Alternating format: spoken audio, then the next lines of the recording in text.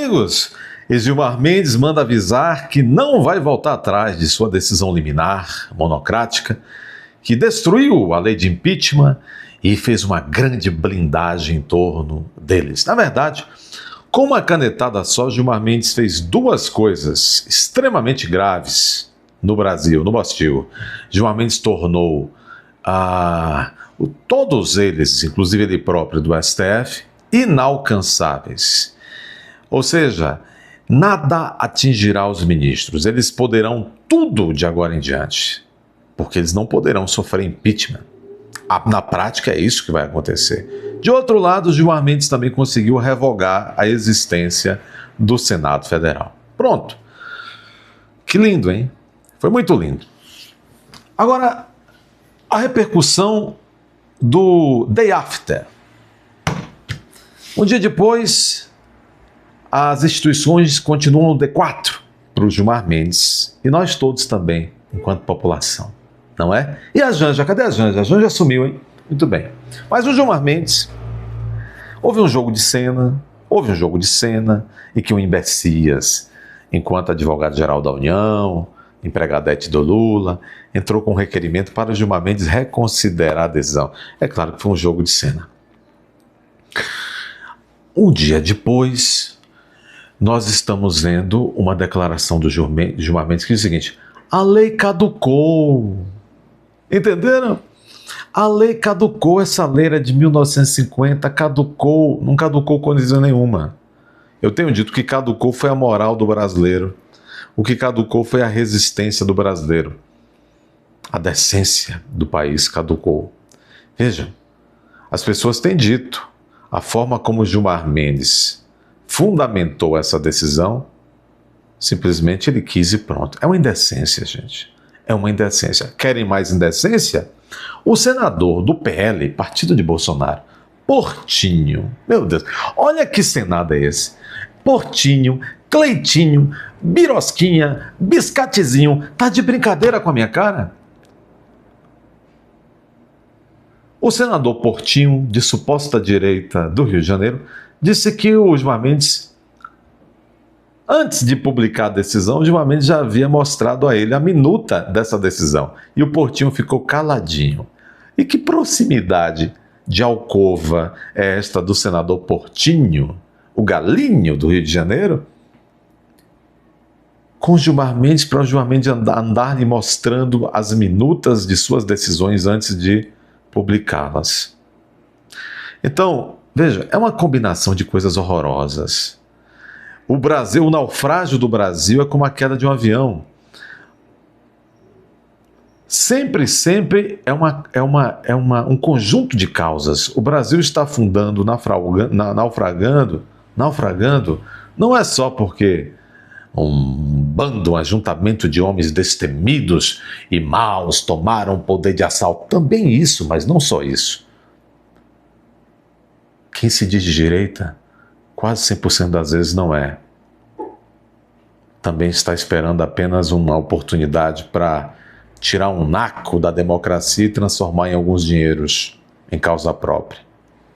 Portinho, Romário, olha aí. Olha aí. Agora já se fala em Jorge Seife, tem que se explicar. Que coisa horrorosa. Que coisa horrorosa. Vou dizer a vocês, alguns estão dizendo que o ato do Gilmar Mendes foi tão grave quanto o ato institucional número 5 do regime militar. E é uma boa analogia. Talvez tenha sido pior. Talvez tenha sido pior esse ato do Gilmar Mendes. E não há resistência. O Alcolumbre, hau.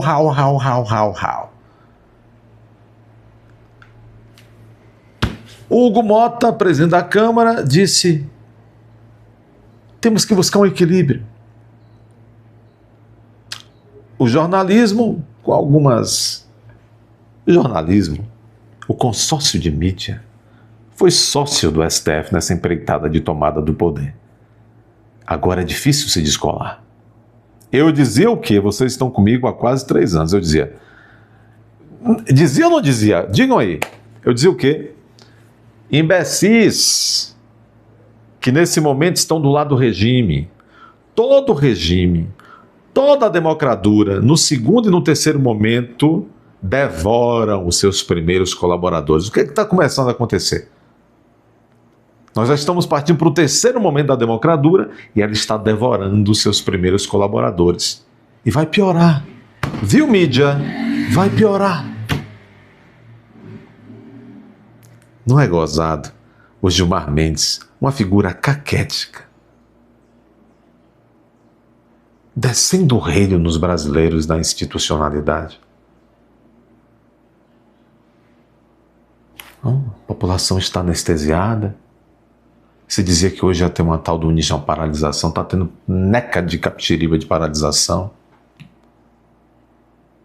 O brasileiro, como não tem força mental nenhuma, já está entregando os pontos aí, estou vendo pseudos formadores de opinião entregando os pontos.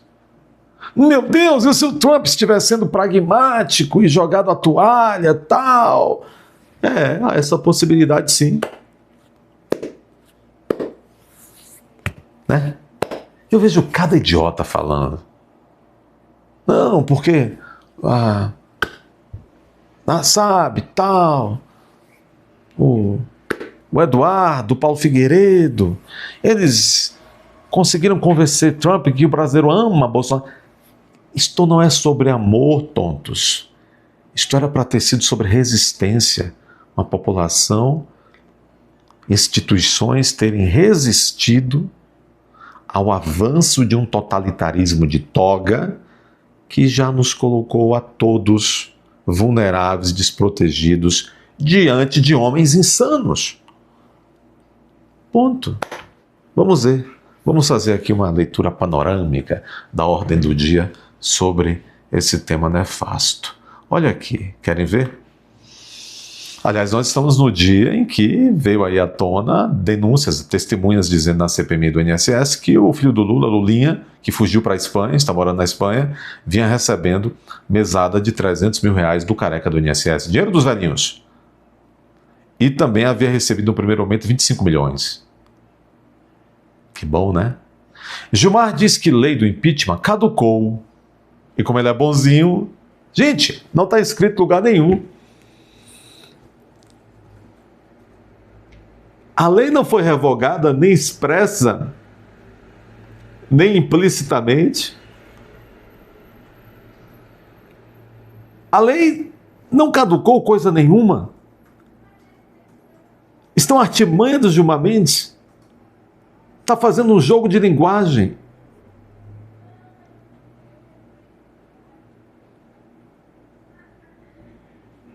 Como é que eles... Eu fico assim, estarrecido, desde ontem que eu estou de cabeça inchada. Como é que esses senadores, que não... sem vergonha na cara,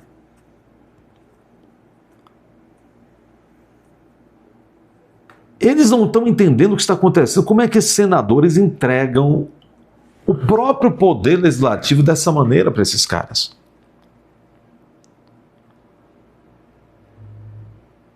Duas coisas chamam a atenção sobre a falência do Brasil.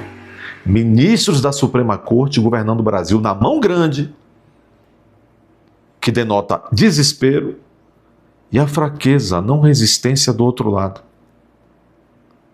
Eu pergunto a vocês, como é que esses senadores, esses deputados, que cara esses... Mas eles são sem vergonha, eles vão pedir, mas com que cara eles vão pedir o seu voto em 2026? Porque eles eram para ser representantes. Eles não estão representando nada nos seus próprios interesses. Gente, na história das instituições, até nos países mais subdesenvolvidos do mundo, componentes de um determinado poder, eles resistem às investidas de outro poder que querem solapar suas prerrogativas. É uma questão de sobrevivência. Existe uma coisa chamada instinto de sobrevivência natural, que a cada um de nós todos temos, e existe uma coisa chamada instinto de sobrevivência institucional, que componentes de instituições, de corporações, vamos traduzir melhor, não existe o chamado corporativismo, o espírito de porco, mas de corpo. É estranho como esses senadores e deputados não têm espírito de corporativismo, sequer espírito de corporativismo para defender a manutenção de suas prerrogativas. Porque, veja, o Congresso ficou eunuco. Se você não sabe o que é eunuco, você sabe, precisa colocar aí. E se não sabe, vá até o Google, o dicionário. O Congresso ficou eunuco. O Poder Legislativo ficou eunuco desde ontem. Aliás, não é nenhuma boa expressão, porque os eunucos perdem aquilo, mas dizem que ganhavam muito no cérebro. Freios e contrapesos. Se eu sou o Poder Legislativo, tenho uma baita arma, uma baita ferramenta que a Constituição me deu. Qual? Eu posso frear os ímpetos autoritários do outro poder, do Judiciário. Se chegar uma denúncia plausível de qualquer cidadão, eu posso encaminhar e posso tirar um mau servidor, um ministro do poder. É uma baita arma que a Constituição me deu. Aí vem Gilmar Mendes e me tira essa baita arma. E eu não faço nada. Uma liminar. Veja, eu só posso entender, isso não é só mau caratismo do Congresso Nacional, não é só covardia, não é só comodismo, isso é uma doença. Isso é uma patologia coletiva, social, institucional. Que momento desgraçado nós estamos vendo no Brasil. Eles não estão enxergando que se entregaram completamente, perderam tudo.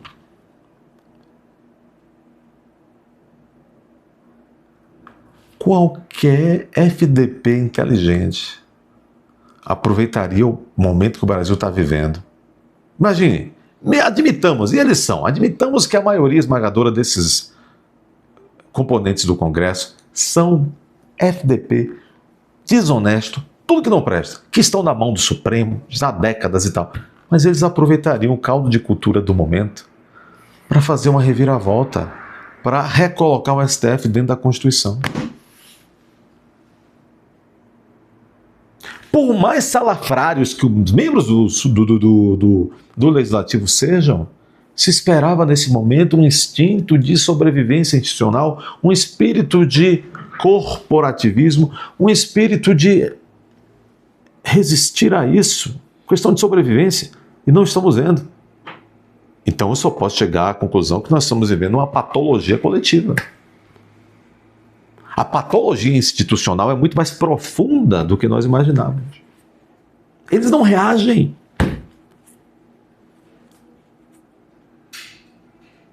Não tem mais espírito de corpo, tem espírito de porco.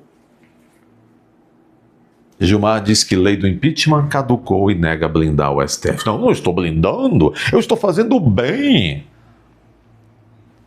Está a matéria está no Poder 360. Ministro alega que regra de 1950 não foi contemplada pela Constituição. Não há base de interpretação para isso. Não há base legal, não há base fática para Gilmar Mendes chegar a essa interpretação de maneira coerente e honesta. Não há. Nós somos tomados por psicopatas. Aí tem hora que tem que se dizer a palavra. Nós somos tomados por psicopatas. Ponto.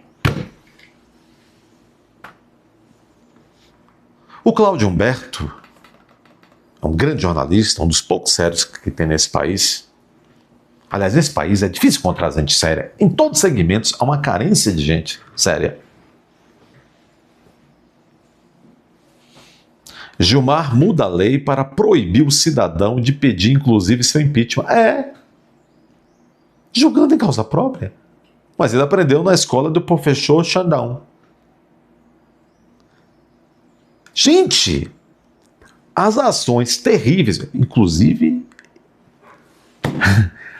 a associação de juiz, uma dessas ações que deram espaço para Gilmar Mendes tomar essa decisão, foi proposta por uma associação de juízes. Não à toa, Alexandre de Moraes disse essa semana que é preciso voltar a pagar os penduricalhos dos juízes. Que interessante, né? Associação de juízes. O outro foi um partideco, o partido do Paulinho da Vaz. Aí ele juntou as duas ações e tomou a decisão liminar deferiu a liminar nas duas ações, que versavam sobre praticamente o mesmo objeto.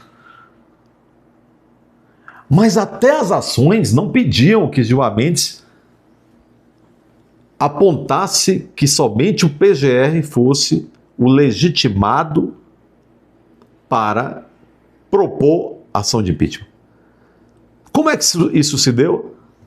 Quando as ações foram distribuídas ou redistribuídas para Gilmar Mendes, isso foi tudo de propósito, Gilmar Mendes mandou o PGR, o Paulo Gonetti, dar um parecer. Aí veio o Paulo Gonetti e disse: eu acho que só eu, que tenho só a PGR que é legitimada para oferecer denúncia de ministro do STF, denúncia pedindo impeachment de ministro do STF. Veja, nós somos uma república de M. O PGR deu um parecer em causa própria para concentrar poder. Isso é um abuso de poder. Aí vem o Gilmar Ferreira Mendes, e claro, né, foi uma bola levantada, ele aceitou isso, deu uma liminar. Como é que você usou o Brasil, uma jabuticaba tão asquerosa, como você usurpa poder, como um poder usurpar poder do outro mediante decisão precária, que é uma medida liminar.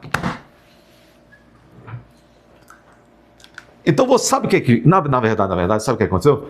A lei de 1950, que foi produzida durante a vigência da Constituição de 1946, que foi a única Constituição democrática de fato que nós tivemos, a Constituição de 46, que durou até 1967, quando passamos a ter outra Constituição. Depois tivemos uma, mais ou menos, 69, e depois essa aí de 88. A lei é extremamente bem feita e democrática. A lei de 1950, essa lei de impeachment.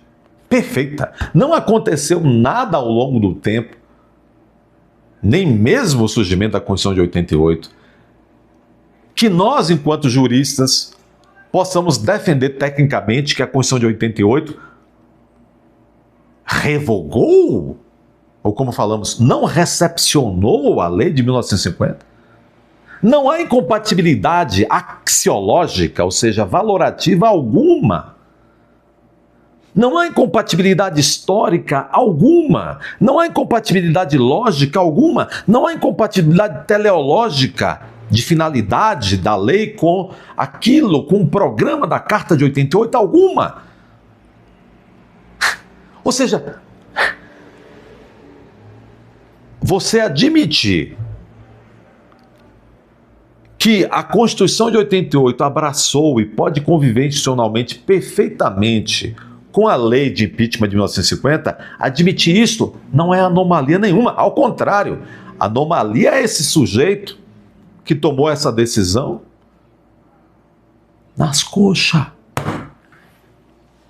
Como se diz por aí.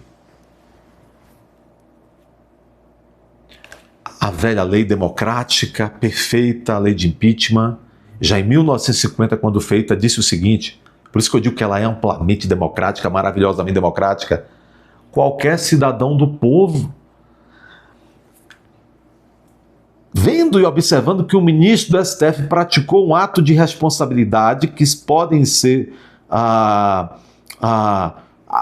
amoldados a uma daquelas hipóteses do artigo 39, o artigo 39 da lei de impeachment, e esse é o problema para ele, para Gilmar Mendes, traz 5 hipóteses de crime de responsabilidade.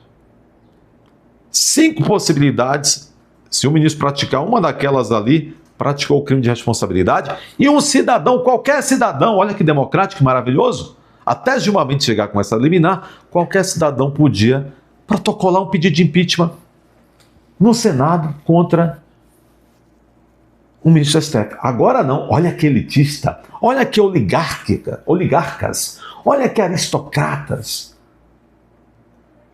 olha que autoritários esses seres do STF. O povo agora é alijado, é retirado de cena. Só o PGR, só outro oligarca, o sócio, é de sócio para sócio, o Paulo Gonetti. Meu avô me ensinou, homem se conhece pela cara. Olhe para a cara de Paulo Gonetti. Risinho monalísico.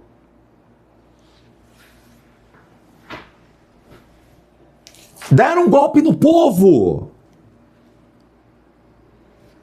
Tiraram do povo o poder que está na lei, que está na Constituição, de ele poder denunciar um facínora, um mau servidor público.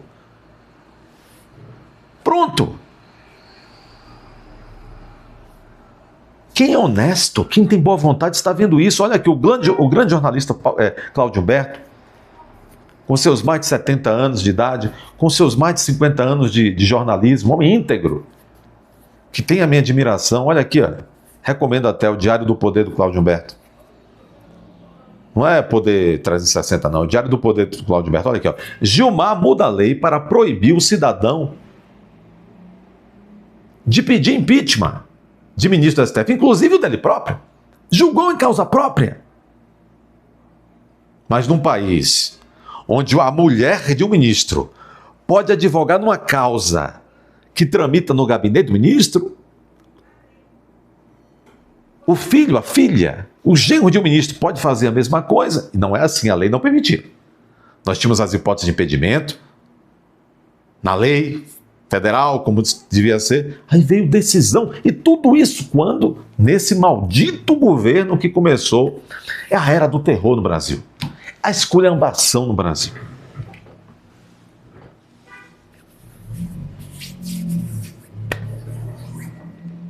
Preparem-se. Nossa única esperança era de fora, porque nós somos pacatos cidadãos. Se Trump realmente se recolher para cuidar dos próprios problemas nos Estados Unidos, preparem-se. É Venezuela do Sul por décadas. Alerto a vocês que a Venezuela do Norte já está há 25 anos sob uma democratura terrível. E o êxodo? Somos 217 milhões de tiranetes. Quantos milhões de tiranetes terão que sair para lavar banheiro no Paraguai?